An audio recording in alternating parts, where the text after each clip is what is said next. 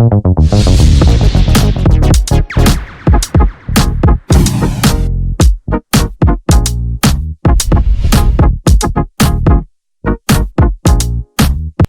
bueno, pues el día de hoy es un honor y bueno, un placer que esté por acá nuestro invitado. Él es precisamente Enrique García Fuentes, quien es el presidente del Colegio de Ingenieros Civiles del Estado de Puebla. ¿Qué tal? ¿Cómo le va? Bien, encantado de estar nuevamente con ustedes. Pues muchas gracias, sí, ya alguna vez estuvo por acá y bueno, pues siempre es bueno que repitan, que regresen. Muchas Es muy gratificante. Y bueno, pues el día de hoy vamos a hablar precisamente de las construcciones en una zona sísmica. Y bueno, todo lo que tiene que ver pues con el sismo, porque bueno, muchas veces pues uno piensa pues hay que tomar precauciones, hay que evitar correr, no grito, no empujo, no hago cosas durante el sismo. Sin embargo, pues antes de un sismo, pues muchas veces no se toman las precauciones, no se sabe qué se tiene que hacer y zonas tan sísmicas como Puebla, pues a lo mejor empieza uno a construir y resulta que no es lo adecuado. ¿Qué pasa? ¿Qué pasa, ingeniero Enrique García Fuentes, presidente del Colegio de Ingenieros, en cuanto a la composición, no sé, del suelo, la construcción? Son varios factores, el tipo de sismo. ¿Qué es lo que pasa? Porque a veces se dañan los inmuebles históricos, a veces y todas las iglesias, y resulta que todos los inmuebles históricos y que luego le toca a las escuelas, y a veces son inmuebles más recientes como de los años 70 y pues de repente dice uno, bueno, pues ¿qué pasa? O sea, ¿en qué consiste? Bueno, ahí introduciéndonos un poquito, recordar que el 19 de septiembre de 1985, a partir de la ocurrencia del sismo más fuerte del que se tenga registro en el país, se creó el 19 de septiembre como el Día de la Protección Civil. Y eso está bien, como decía, no corro, no empujo, pero eso habla, no grito, eso habla del comportamiento durante el evento. La visión de la protección civil es qué hacemos cuando no ocurre un sismo, quiero decir, cuando tenemos tiempo de pensar y hacer bien las cosas. El principal elemento que tenemos de protección civil son los reglamentos de construcciones. A eso iba yo. Entonces, tener buenas construcciones nos garantiza el que no haya daños.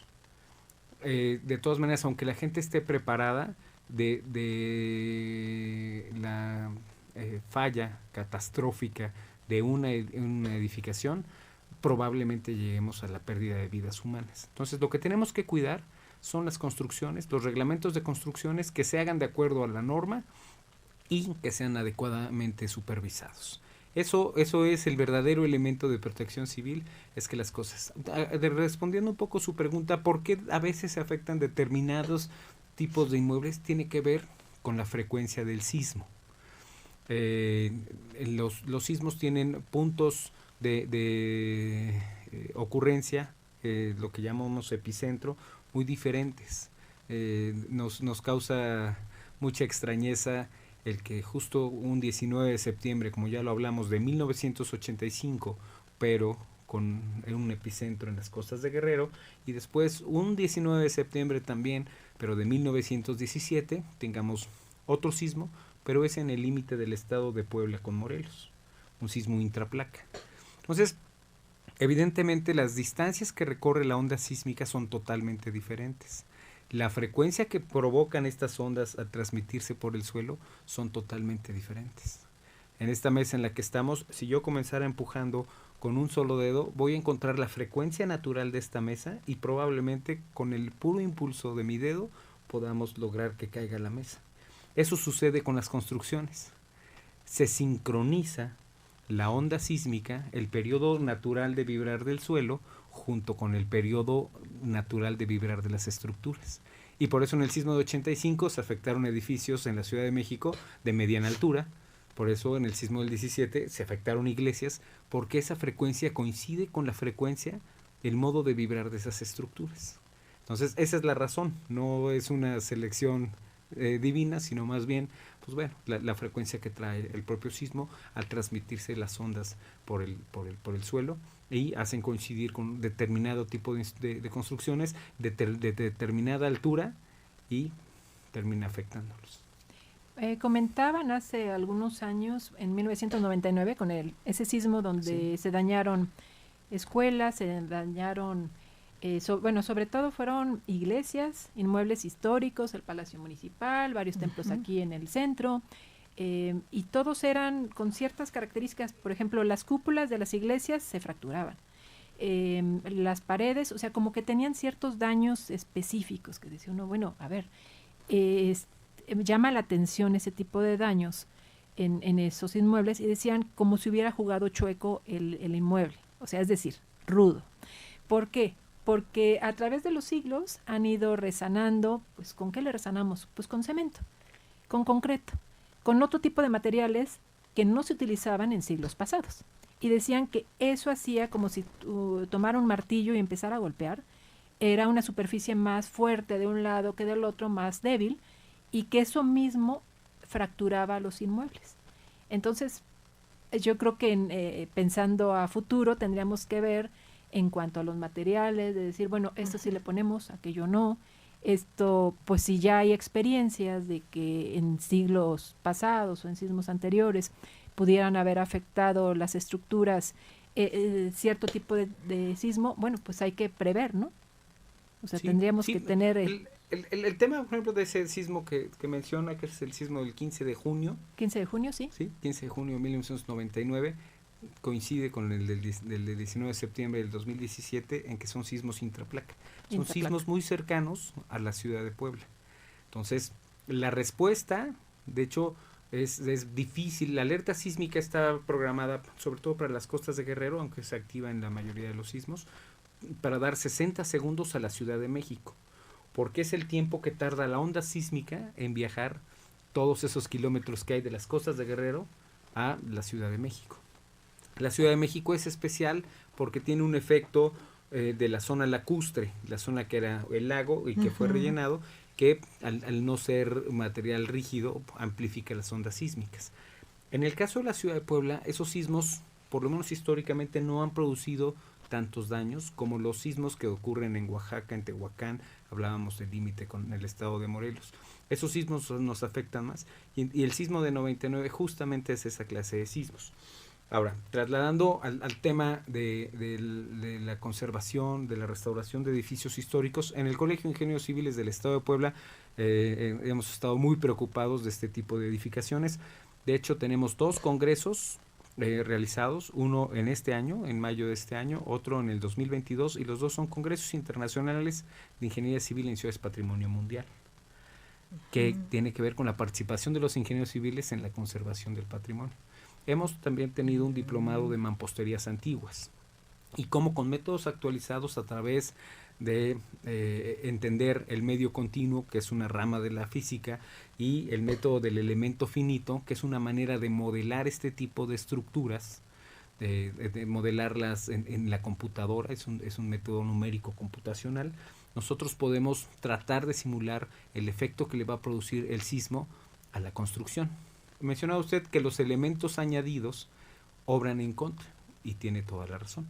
Normalmente una cúpula que estaba construida con materiales originales, con tabique, termina pesando menos que si la reponemos de concreto.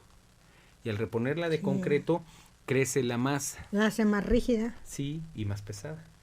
Y entonces a la hora que ocurre el sismo, hay mayor masa en movimiento, y eso termina dañando los templos. Por eso es bien importante entender que, si bien es nuestra obligación como ingenieros civiles llevar estas construcciones al siguiente nivel de seguridad, también que las intervenciones sean lo más amigables posibles y permitan el funcionamiento como un todo de este tipo de estructuras. Y por eso la preocupación de estarlos estudiando, de tener estos diplomados, de tener estos congresos en el que vamos platicando con especialistas de Italia, de Portugal, en cómo ellos lo han visto, lo han solucionado. Recordar que la ingeniería sísmica en México tiene prestigio internacional. tenemos buenos especialistas en sismos, tenemos buenos especialistas en ingeniería sísmica, tenemos buenos especialistas en estructuras y extraordinarios especialistas en geotecnia. Ahora, conjuntado eso, debe ser mejores reglamentos. Y la pregunta es, ¿son buenos nuestros reglamentos? La respuesta inmediata sería sí. ¿Se siguen los reglamentos? No. Ahí empezamos con el problema, ¿no? Pero más o menos creo que ese es el planteamiento general, y nosotros pugnamos porque participen más los ingenieros civiles dentro de los procesos de restauración y de reestructuración de edificios históricos. Sí, yo creo que Linda. Sí, bueno, me gustaría saber si hay realmente, como le dijera, ingeniero, si hay un reglamento ya establecido y qué tanto se respeta, hablando de las iglesias, ¿no? Sí. Si hay algún acuerdo, algún convenio, alguna colaboración de parte de la iglesia para permitir que ingenieros especializados apoyen en la reconstrucción de los templos, ¿no? Linda, si quieres, ahorita vamos a un corte y regresamos con más, y ya con esta. Y pues se quedó una pregunta pues, en el aire, parte de Linda. Enrique García Fuentes, y bueno, ¿qué respuesta tendría? Platicábamos del tema de reglamentos. Al principio, en la introducción que tratamos de dar a la plática, decíamos que el verdadero instrumento de protección civil es un buen reglamento de construcciones. La siguiente pregunta es, ¿tenemos un buen reglamento? Como nos planteaban la pregunta, el reglamento de construcciones más avanzado que tenemos en el país es el de la Ciudad de México. A partir de 1985 se ha ido trabajando mucho en el reglamento. Es un buen reglamento de construcciones, hay mucho recurso público, entre ello investigación de la propia Universidad Nacional Autónoma de México, de la Secretaría de Gobernación a través del CENAPRED, convenios internacionales con Japón, que se han traducido en tener un buen reglamento de construcciones y algo que nosotros llamamos norma técnica complementaria. Norma técnica complementaria al reglamento, y eso es norma técnica complementaria de estructuras de concreto, de acero, de mampostería, de diseño de cimentaciones, diseño sísmico. Bueno, entonces cuando lo traemos a Puebla, es decir, bueno, ¿cómo está nuestro reglamento? Hay que recordar que en Puebla hay un código reglamentario municipal, que es el que conocemos como Coremun. El capítulo 17 es el que está en donde está resumido todos los aspectos de construcción. Hay 3 normas técnicas complementarias, por lo menos estoy hablando de la parte de estructuras, que están son complementarias al reglamento en Puebla, que es la norma técnica complementaria para diseño de cimentaciones, la norma técnica complementaria para diseño por sismo y la norma técnica complementaria para elaboraciones de dictámenes de seguridad estructural. Las 3 normas salieron del Colegio de Ingenieros Civiles del Estado de Puebla. Son contribuciones de la sociedad civil, que somos nosotros, a la seguridad de las construcciones. ¿Qué tenemos que hacer? Existe un ente en la Ciudad de México, que ya platicamos que son los más avanzados, que es el Instituto para la Seguridad de las Construcciones. Nosotros estamos empujando la idea de que haya un Instituto para la Seguridad de las Construcciones para el Estado de Puebla. Lo intentamos en la Ley de Construcciones del Estado, se aprobó la Ley de Construcciones del Estado en enero, pero esa parte no transitó, dirían los diputados. Entonces nuestra obligación será seguirlo intentando. Lo intentamos también a nivel municipal en modificaciones al propio Coremun y tampoco lo conseguimos. Entonces yo lo pongo en la mesa porque es obligación nuestra hablar de buenas construcciones. ¿Por qué sería necesario un instituto? Bueno, porque en el instituto estaríamos trabajando los colegios de profesionistas en estar actualizando la norma técnica, que hiciéramos la norma técnica que continúa, que es la de estructuras de mampostería, para que saquemos pruebas de nuestros tabiques de Cholula, cuánto resisten al cortante, la norma técnica para nuestros módulos de elasticidad de los concretos. O sea, trabajemos en nuestras especificaciones, las que tenemos de nuestro entorno, y no estemos copiando las normas de la Ciudad de México, que algunas de ellas también copian la norma de los Estados Unidos. Entonces, trabajar en nuestro, y por eso planteamos que sería importante un instituto para seguridad de las construcciones. En ese sentido, me gustaría que nos comentara si al iniciar porque vamos a iniciar un nuevo gobierno, si el Colegio de Ingenieros estaría dispuesto a plantear esta urgencia, por decirlo de alguna manera, de implementar o ¿cómo se dice?, de legislar, ¿sí?, sobre estas nuevas normas.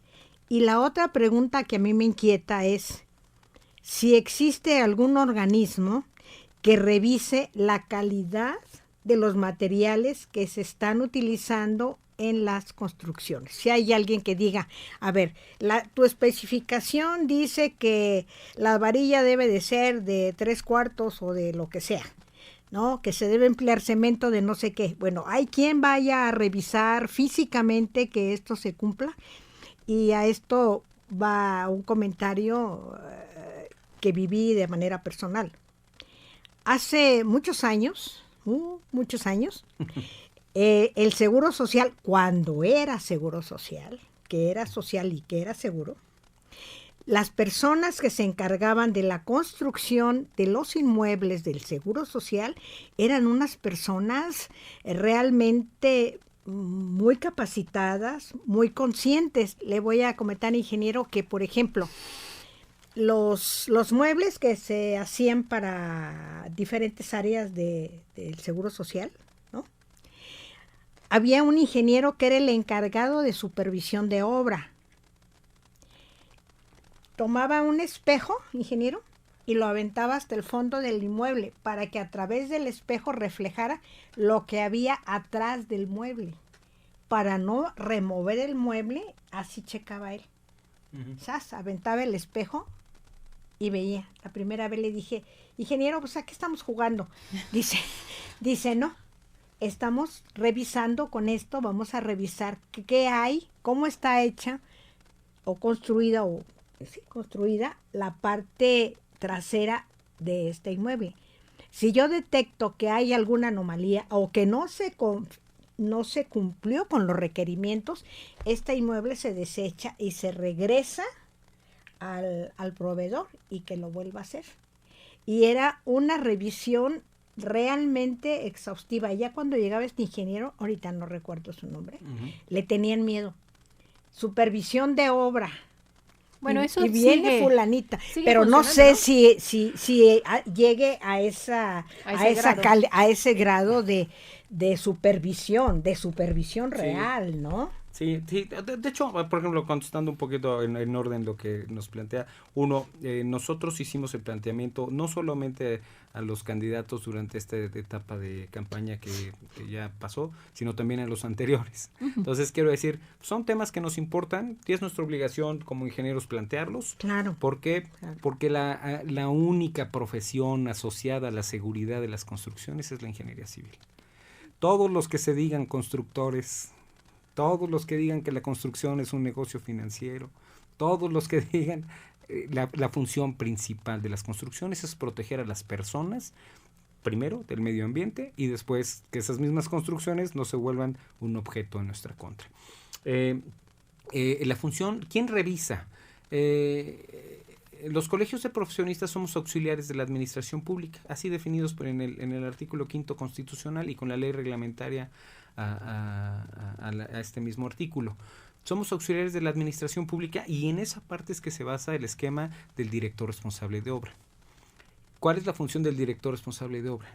Hay un reglamento de construcciones, ya platicamos de él. Ajá. Ahora, el DRO debe revisar que el proyecto de la construcción cumpla con el reglamento. ¿Pero eso es a nivel público? O sea, por ejemplo, ¿obras públicas o también personales? Yo construyo mi casa y... De hecho, la función del DRO está especificada para ambos tipos de construcciones, pero la función del DRO casi es para obras privadas, porque los que se saltan más las trancas son las obras públicas. Entonces, ambos deben contar con DRO que debe revisar que su proyecto cumpla con el reglamento. Ya cumple, en ese momento es que firma, y con su firma está certificando que el proyecto cumple. ¿Apenas el proyecto está en papel? El proyecto está en papel. En papel. ¿Todavía no lo edifican? Todavía no no. Nada. A la siguiente, la función del DRO y de sus visitas a la obra, que además se le deben pagar las visitas a la obra. Entonces va y revisa que los Así calibres como de yo las le decía, varillas exacto. sean los correctos, que en todas las especificaciones que él ya aprobó en el proyecto, que además ya vimos que cumplen con el reglamento, se estén llevando a cabo. Y por eso tanta responsabilidad del DRO. Cuando algo ocurre tristemente en una construcción, el primer responsable es el director responsable de obra. Por eso es una función tan especializada y me parece que la figura un poco denigrada, porque le estoy platicando cómo debe de hacerse. Pero Muchas veces no se hace así. se ha llegado a la mala práctica de pensar que es una firma lo que se sí, vende. nada más firmó. Y es un servicio que estoy ahorita más o menos describiendo. Es Sí, un ¿no? servicio. Tiene que revisar bien Claro, que esté y todo. al final se queda con la responsabilidad de que la obra es segura. Y si se te cayó, tú Sí. vas al bote. Ahora, la tercera que nos platicaba con su experiencia en el Seguro Social, los contenidos pueden ser peligrosos para las personas. Hay que tener cuidado especial en la construcción de hospitales, que Sí. son los edificios junto con escuelas y junto con estadios, junto con auditorios, todo donde haya un cúmulo importante de gente, y además que su servicio, aún en época de problemas, no puede parar, como es el tema de hospitales. La especificación para la construcción de hospitales es la más estricta de todas. Sí. Y hay que cuidar que se cumpla. ¿Quién lo debe cuidar? El director responsable de obra. Así es. Bueno, pues vamos a un corte y regresamos con más para seguir hablando de este tema, precisamente de las construcciones en una zona sísmica. Bueno, pues ya estamos de regreso y estamos platicando con el presidente del Colegio de Ingenieros Civiles del Estado de Puebla, Enrique García Fuentes. Si quieren hacer alguna pregunta, tienen alguna duda, porque a lo mejor piensan que su inmueble se está cayendo, porque de repente ve uno grietas, ve que empieza a dañarse el inmueble, a lo mejor nada más es la pintura, puede ser el yeso, puede ser algo superficial. ¿Y cómo detectar si una grieta que aparece en un muro de nuestra casa significa un riesgo o si nada más es, no sé, un superficial, ¿no? Superficial. Porque hay algunas, bueno, depende de cómo estén, ¿no? Si es vertical, horizontal, si está como en zigzag o algo así, creo que tiene que ver, pero bueno, ya nos explicará bien el ingeniero Enrique García Fuentes, él conoce más de estos temas. A veces la gente autoconstruye. Por ejemplo, muchos son maestros de obra, albañiles, y tienen ya el conocimiento para ir haciendo, no sé, las construcciones. Bueno, ellos pues obviamente trabajan en muchas obras. Uh-huh. Y hay ocasiones en que ellos mismos hacen sus propias casas o la gente les encarga. A ver, maestro, hágame, no sé, el segundo piso o hágame esta construcción o lo que sea. Hay, por ejemplo, ¿qué tendríamos que estar pendientes? Por ejemplo, la gente que tiene ese tipo de construcciones. Ya se le agrietó, está bien, está mal, hay que revisarla. Sobre todo para que no esté en riesgo la familia que vive ahí, ¿no? Ahora platicábamos del tema de director responsable de obra. Eso es solo para los que solicitan licencia, que al final son menos del 20% en la ciudad de Puebla, que es el municipio con mayor regulación de este tema. Uh-huh. Entonces, el 80% es autoconstrucción. Uh-huh. En un proceso de autoconstrucción, sí. Ignoran la capacidad de carga del suelo, uh-huh. que eso debe definirse con un estudio de geotecnia. Los trabajadores de la construcción, a base de repetir lo que hacen, pueden pensar que tienen la capacidad para hacerlo, pero es cómo llegar a decir que quien escribe los documentos después puede hacer la función de un abogado, por decir, bueno, el escribiente puede hacer después la función del juez porque redacta los documentos. Entonces, hay que tener mucho cuidado con eso. Los especialistas, insisto, asociados a la construcción son ingenieros y arquitectos. Creo que siempre hay la mala percepción de que va a salir más caro si lo hace un ingeniero o un arquitecto. Esto incluso lo ha dicho el presidente de la República, diciendo además que su hermano menor es ingeniero civil, pero la verdad es que acompañarse de un profesional vale la pena, porque normalmente lo que están construyendo es el patrimonio familiar, la herencia que piensan dejar a sus hijos. No van a poder omitir, si quieren escriturar esa propiedad, pasar por la regularización. Y si de todas maneras les va a costar, de todas maneras van a necesitar de un profesional que les avale que su construcción sea segura, la invitación es que lo hagan desde el principio. Que busquen un profesional que los vaya acompañando en todo el camino. Yo suelo decir que nadie quiere hacer mal su casa, pero a veces estamos en un tema de ahorros malentendidos. Y recordarles que un profesional, la parte más importante, además de que va a hacer bien las cosas, es que va a otorgar una garantía. Otorgar una garantía que, en el tema de obra pública, se hace con una fianza de vicios ocultos por 1 año, pero de todas maneras el Código Civil en Puebla implica que hay una responsabilidad hasta de 5 años por quien construye la casa. Entonces la invitación está hecha.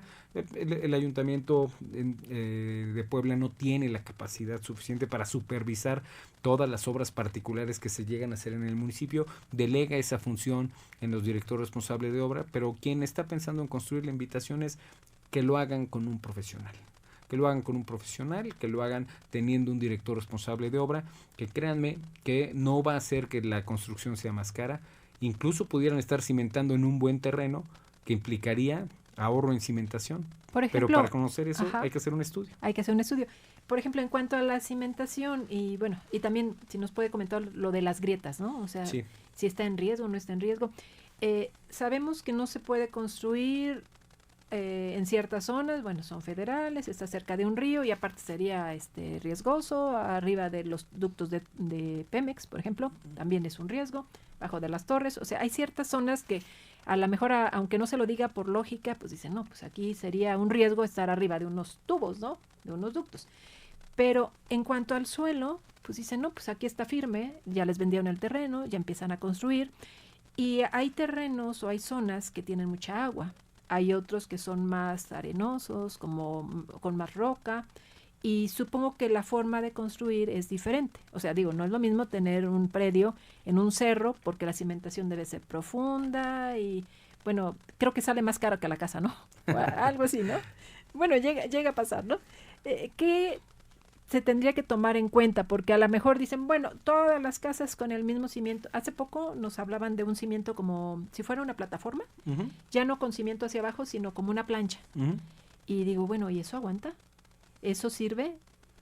Pues no sé, digo, para los sismos, pues a lo mejor Sí. no Bueno, ayuda, ¿no? el tema es que esté basado en un estudio. El suelo es muy variado, puede cambiar en 20 metros, en 10 metros, en 30 metros, o sea, incluso tomar la decisión de cimentar, porque tengo un estudio de un conocido cercano que hizo un estudio de geotecnia y le arrojó determinados valores, no es seguro. El tipo de cimentación es un poquito al revés que como lo plantea. Los cerros normalmente son de buen material. Ah, son de buen material. Sí. ¿Aguanta más? Sí, porque el paso del tiempo fue depositando en las partes bajas material que se va acumulando. Y ese material que se va acumulando no necesariamente es tan resistente. Y un ejemplo en la ciudad de Puebla que podemos ver de cimentación en arenas es el Centro Escolar Niños Héroes de Chapultepec. Yo ahí estudié con los edificios antiguos. Ajá. Prácticamente ningún edificio sobrevivió. O sea, todos son nuevos son nuevos, edificios, ¿no? y con cimentación profunda. Porque cimentar en arenas es muy riesgoso. ¿Se mueve el inmueble? ¿No Hay está firme? hay un fenómeno que se presenta junto con el sismo, que se tienen que juntar 3 cosas: arena, agua y sismo. Y ese fenómeno se llama licuación de arenas. Y prácticamente los edificios se van para abajo. Entonces, por eso cimentar en arenas es tan riesgoso. ¿Es mejor en agua? En- ¿O tampoco? Yo creo que no. No, el- es que, por no hay, ejemplo, no hay, piedra, no ¿no? hay, En no hay, tierra. el tema, por ejemplo, que sucede es la extracción del agua. El agua está rellenando vacíos. Ajá, porque luego la Entonces- sacan y ahí construyen, pero el agua pues tiende a regresar, ¿no? Entonces, si uno extrae el agua, se generan vacíos, y esos vacíos, como sucede en la Ciudad de México, se va hundiendo, va yendo hacia abajo. Ujú. El nivel de aguas freáticas, que es el nivel que hay en todo el planeta, puede estar muy superficial, como en la zona de Juan Cebonilla, por ejemplo, que hacen una excavación de 2 metros y ya está el agua, y puede estar tan lejano como yendo hacia Valsequillo, que a lo mejor sea 30, 40 metros. Los pozos lo que buscan es este nivel de aguas freáticas, justamente. Entonces, cuando hay pozos como los que hay en San Andrés Cholula, o sea, cuando hacen el barreno, excavan, lo que buscan es el nivel de aguas freáticas y de ahí van tomando. Lo que estamos haciendo es abatir el nivel de aguas freáticas, y eso es una reserva que tenemos que no sería necesario utilizar si aprovecháramos el agua de la lluvia. Pero como llega el agua de la lluvia y no la almacenamos, nuestro único almacén natural es la presa de Valsequillo, que sobra decir que son aguas contaminadas. Entonces, las conducimos, no las conducimos, se van su conducción natural a través del río, se contaminan en el río porque el río es donde mandamos los desechos. Los desechos humanos es lo de menos, los desechos industriales. Sí, porque el humano a lo mejor hasta sirve somos de abono. Parte de la naturaleza. Digo, puede ser bien. No, o sea, no sé, estoy hablando más, pero puede ser, ¿no? Tiene un proceso de degradación natural. O sea, no tendría más problema, ¿no? O sea, sí es un tipo de contaminación, pero lo grave es lo industrial. Eso es lo grave. Entonces, o sea, en todo este planteamiento, que ya me desvié un poco a meterme al tema de agua y estamos en el tema de sismos, pero bueno. Va relacionado, ¿no? Va relacionado sobre todo en nuestra manera de relacionarnos con la naturaleza. Somos terriblemente necios.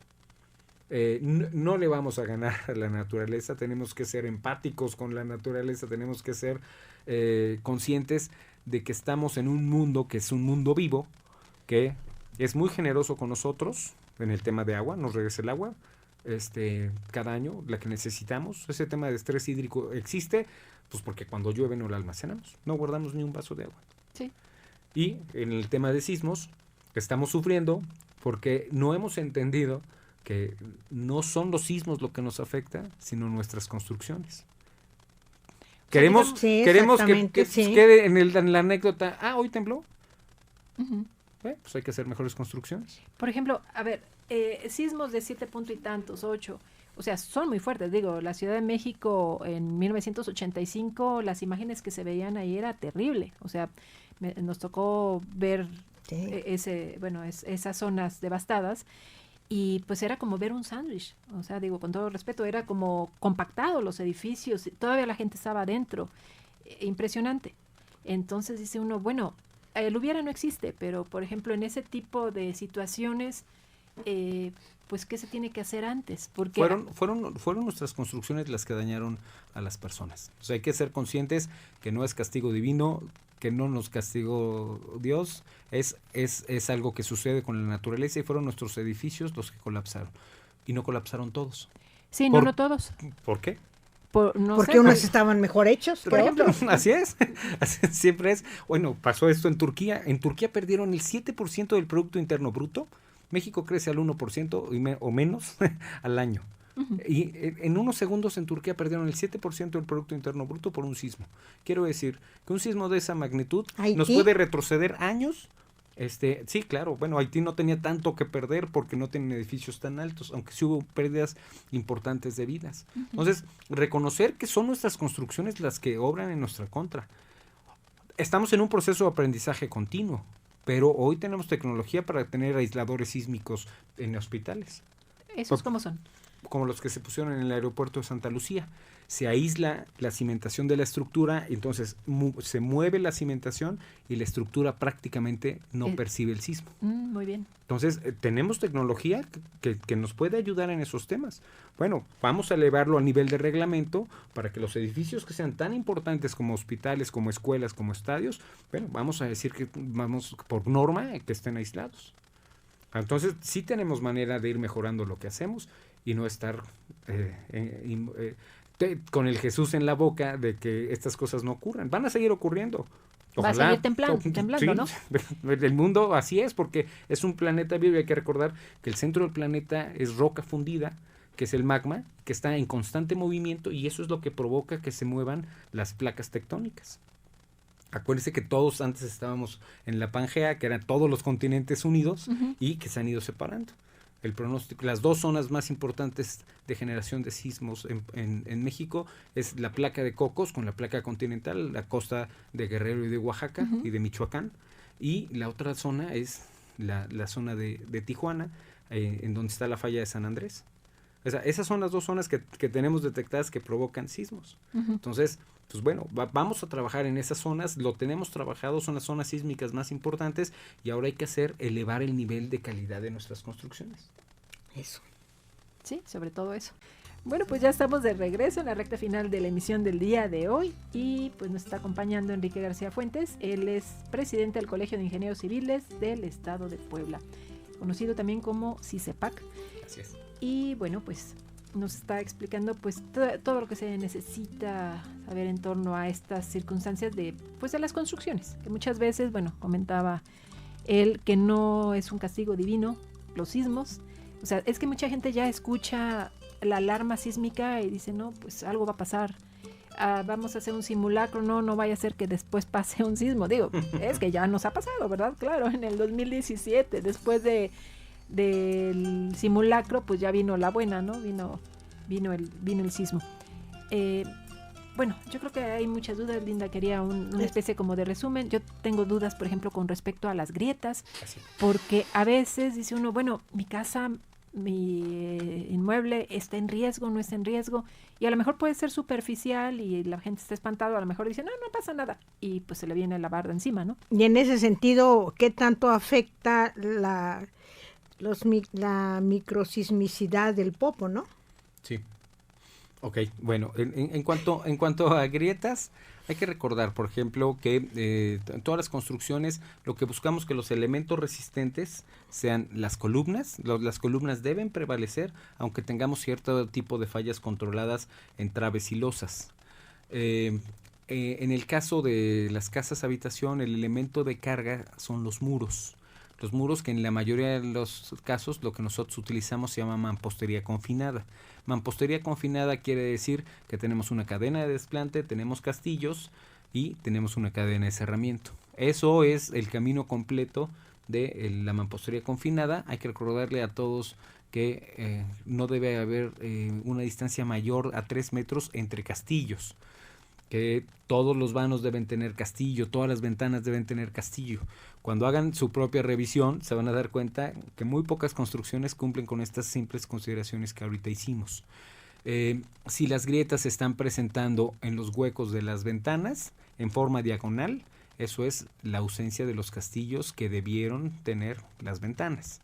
Si las grietas se están presentando a un lado de la puerta, es que la puerta no está enmarcada debidamente por castillos y cadena. Si la grieta se presenta en la losa y son grietas lineales, probablemente lo que están describiendo es el sistema de vigueta y bovedilla, que la vigueta está prefabricada y la bovedilla, y ahí se marca una junta. Entonces, si lo que tiene, bueno, todas las que estoy describiendo no son grietas que nos deben alertar. Las grietas que nos deben alertar son las que están asociadas a asentamientos diferenciales. Cuando digo asentamientos diferenciales me refiero a que una parte de la construcción se quede en el nivel que está y la otra descienda un poco. Eso provoca extraordinarios esfuerzos adicionales y eso sí puede conducir a una falla notable de la construcción. Platicamos al principio que las casas de 1 y de 2 niveles suelen presentar muy pocos daños ante presencia de sismo porque prácticamente se mueven junto con el suelo. No hay efecto de péndulo invertido. Mientras más vamos hacia arriba, y la siguiente planteamiento sería, bueno, ¿qué hacemos con estos edificios habitacionales de 4 o 5 niveles? Bueno, ellos deberían estar sujetos a un proceso de revisión por la autoridad. Protección Civil Municipal y del Estado debería tener un programa especial para revisar este tipo de edificaciones, porque ahí por la altura sí empezamos a tener un efecto de péndulo invertido, y además cuando ha ocurrido sismos, esta clase de edificaciones sí suele presentar daños. Entonces, o sea, vamos detectando, no hay ningún tipo de grieta que yo le pueda decir, está en diagonal. Bueno, sí implica una serie de esfuerzos. Está escalonado. Bueno, si está escalonado, probablemente es que no tenga refuerzo horizontal, porque los muros de tabique y de block llevan también algo que unos varillines que lo refuerzan de manera horizontal justamente para que no se hagan estas grietas en forma de escalera. Ajá, Entonces, sí. muchas de ellas están más asociados a deficiencias en los procesos constructivos porque no contrataron a un profesional a que vayan a presentar una falla súbita o un colapso. Entonces, si tienen duda, pues bueno, ahora sí que como dicen los doctores, pues hay que consultar Al un especialista, especialista. En general, los agrietamientos son muy comunes. Algo que nos llame la atención pues sería el espesor de las propias grietas. Entonces, el Sí, son muy espesor de la propia profundas. grieta, si son profundas y además si vemos que con el tiempo van creciendo. Entonces, eso sí nos debería llamar la atención. El resto, muchas de esas grietas están asociadas a que pusieron el tubo de la bajada dentro del muro y se marca el tubo de la bajada, lo que ya hablamos de la falta de refuerzo horizontal de los muros y también la falta de refuerzos por estar fuera de norma en cuanto a castillos, dalas, cadenas y cerramientos.